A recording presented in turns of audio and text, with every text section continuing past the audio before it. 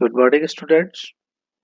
कल का हमारा जो लेक्चर था उसके अब हम यहाँ कुछ एग्जाम्पल्स से समझने की कोशिश करेंगे कि चेंजिंग दी वेरिएबल्स हमारे पास कैसे होते हैं। तो इसमें मैं कुछ एक एग्जाम्पल से आपको समझाने की कोशिश करता हूँ। पहला क्वेश्चन मैं ले रहा हूँ, solve d2y/dx² plus 1 minus 1/x 1 minus 1/x dy/dx plus 4x² minus का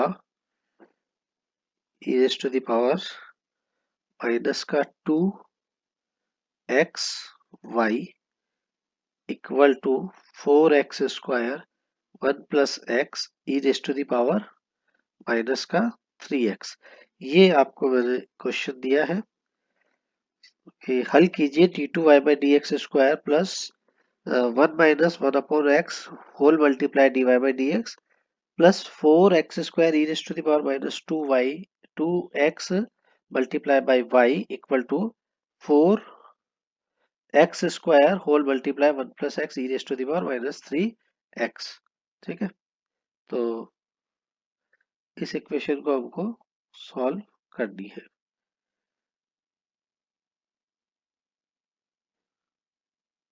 इसको थोड़ा सा साफ लिख देते हैं,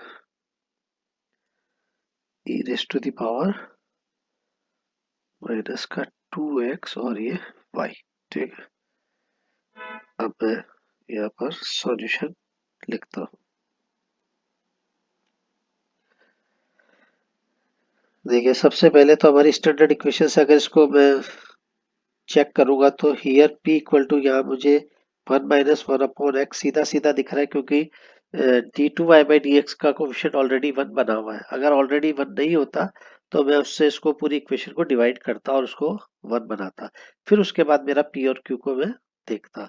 तो यहाँ पर ऑलरेडी 1 है मेरे पास कोफिशिएंट, तो मैं सीधा सीधा p ये लिख सकता हूँ और q जो है वो मैं क्या लिख सकता हूँ, 4x² माइनस का 2x and r equal to क्या चीज है, 4x² 1 प्लस x माइनस का 3x। This is the capital P Q and R। और आगे जाके जो P1 capital Q1 and capital R1 बनेंगे वो उसकी वैल्यू हमको डायरेक्ट याद रखनी होती है। अब यहाँ से हमको चूज करना है Q1 को। तो जब हम इसको करते हैं तो choose Z such that Q1 equal to क्या लिखता था मैं, Q अपॉन dz/dx का होल स्क्वायर। ठीक है, तो मैं यहाँ Q1 को क्या लूं, मैंने Q1 में आपको बताया था वो होता था a का स्क्वायर, मैंने जो भी कुछ कहा था। तो मैं यहाँ पर Q1 को क्या लूं कि मेरे पास ये सेट हो जाए। तो सबसे पहले तो मैं Q की वैल्यू मेरे को ऊपर क्या दी हुई है, 4x² माइनस का 2x, और ये तो dz/dx ही रहेगा, इससे हमारे को फिलहाल अभी कोई मतलब नहीं है। मेरे पास ये वाली चीज बड़ी इंपॉर्टेंट है, इसी से मेरे को इस Q1 को लेना, क्या लेना है उसका निर्धारण होगा। तो मैं यहाँ पर सपोज कीजिए Q1 को लेता हूँ 2 का square, this is equal to 4x² minus का 2x dz/dx का होल स्क्वायर। ओके, अब देखिए क्या किया है मैंने, क्योंकि नीचे मेरे पास dz/dx का होल स्क्वायर है, इसका मतलब मेरे पास किसी भी हालत में जो ऊपर की वैल्यू है वो एक परफेक्ट स्क्वायर के रूप में निकल के आनी चाहिए, जिससे कि मेरे पास उसको z को सॉल्व करने में आसानी बनी रहे। तो इसलिए मैंने यहाँ पर इसको इस टाइप से लिया है कि जैसे 2 का स्क्वायर है तो ये 4 यहाँ से कट जाएगा, तो अब आपके पास क्या आ जाएगा यहाँ से,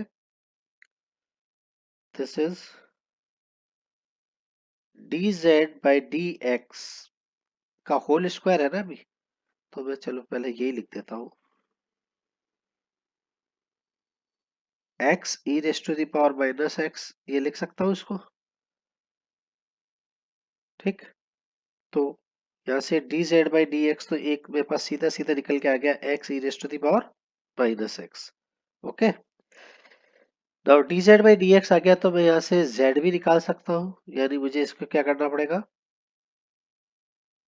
इसे जेड निकाल दीजिए। यहाँ से डी टू जेड आ गया था, तो d two sorry d Z by D x मेरे पास आ गया था, तो यहाँ से जेड जो है वो मेरे पास क्या आ जाएगा, एक्स माइनस का e raise to the power minus x, और माइनस प्लस का one e raise to the power minus x. तो यहाँ से आप e raise to the power minus x को कॉमन ले लें, तो ये आ जाएगा X plus one. This is equal to Z, this is equal to Z. अब D two Z by D x square की वैल्यू और मुझे यहाँ पर ज्ञात करनी है, क्योंकि सारी वैल्यू मेरे पी वन में काम आने वाली है।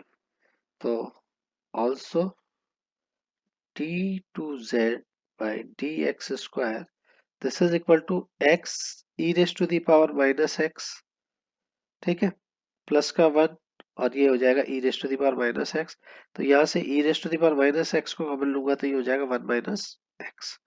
ये मेरे पास वैल्यूज कुछ आई है, ये मैं एक्स लिख रहा हूँ, या यू का तो कोई लेना देना ही नहीं है। This is e raise to the power minus x, और ये भी माइनस का x. Okay.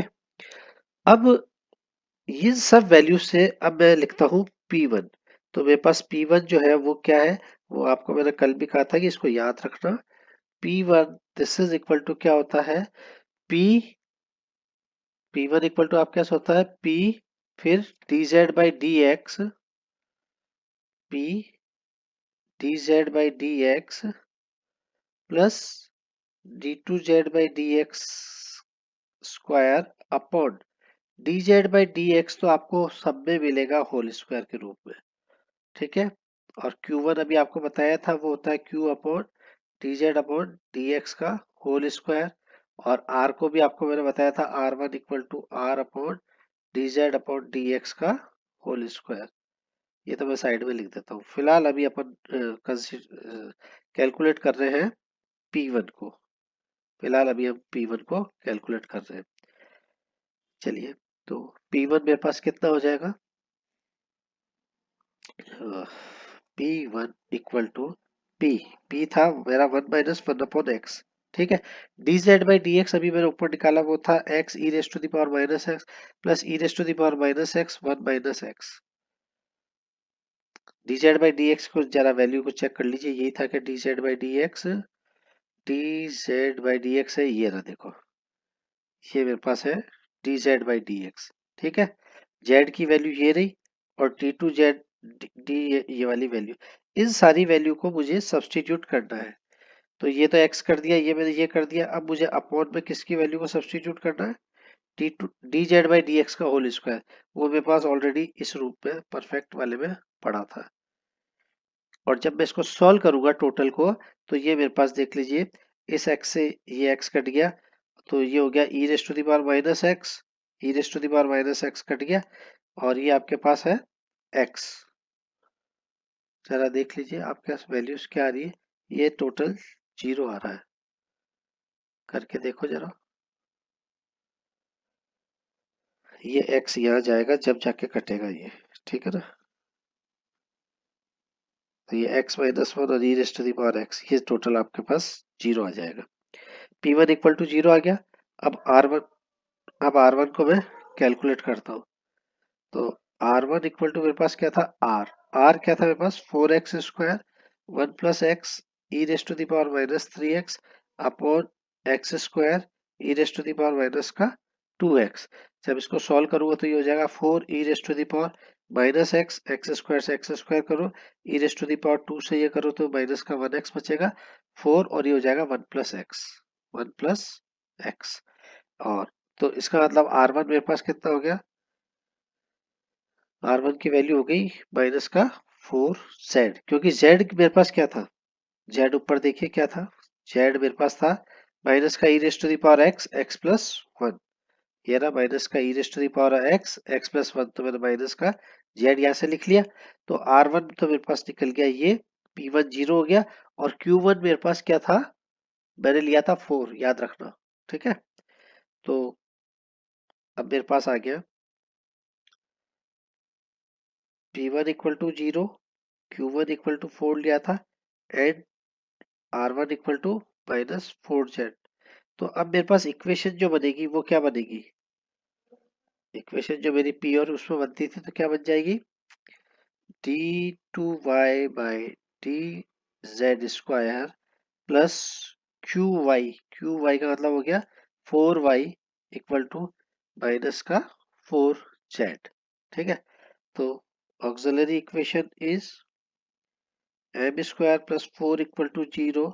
This implies m equal to plus minus 2 iota.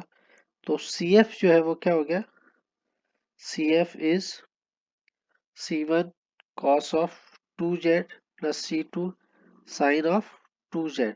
अब आपको z की वैल्यू जरा पता होनी चाहिए, क्या थी z की value, C1 cos of 2 minus की थी शायद, है ना, तो minus e raise to the power minus x 1 plus x, ठीक, plus C2 sine minus 2 e raise to the power minus x 1 plus x.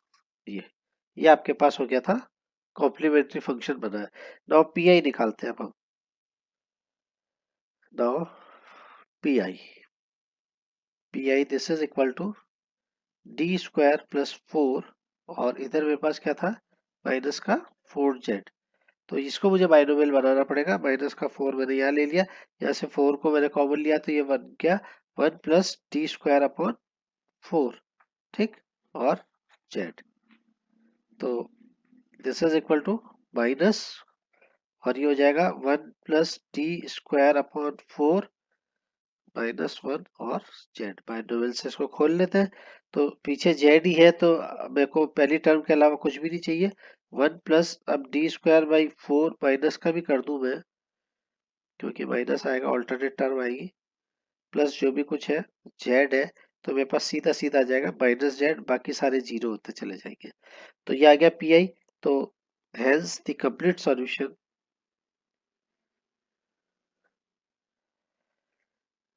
Hence the complete solution is y equal to c1 cos of minus का 2 है तो ये 2 e raise to the power ये 1 plus x, but sign में तो बाहर आएगा minus, sine 2 e raise to the power minus x 1 plus x और माइनस का जेड। जेड की वैल्यू को यहाँ वापस रखेंगे तो माइनस माइनस प्लस हो जाएगा, ये हो जाएगा e raise to the power minus x, e raise to the power minus का x और 1 प्लस एक्स, ये वैल्यू आपके पास आएगी 1 plus x. This is the required solution. इस टाइप से हमको इक्वेशंस को सॉल्व करना है, बड़े आसान तरीके से मैंने बताया, इसमें आपको कोई बहुत ज्यादा चीजों को याद रखने की जरूरत नहीं है। तो इसी तरीके से और एग्जांपल्स को भी अपन सॉल्व कर सकते हैं। तो प्रैक्टिस मेक्स मैन परफेक्ट, आप प्रैक्टिस करिए एग्जांपल्स को, बुक लेके उसमें से जो भी क्वेश्चंस है उनको क्वेश्चंस को करने की कोशिश करो। पहले आर्टिकल पढ़िए, फिर सॉल्व एग्जांपल्स सॉल्व करिए, फिर आप अनसॉल्व क्वेश्चन को करिए अपनी प्रैक्टिस के लिए। Thank you.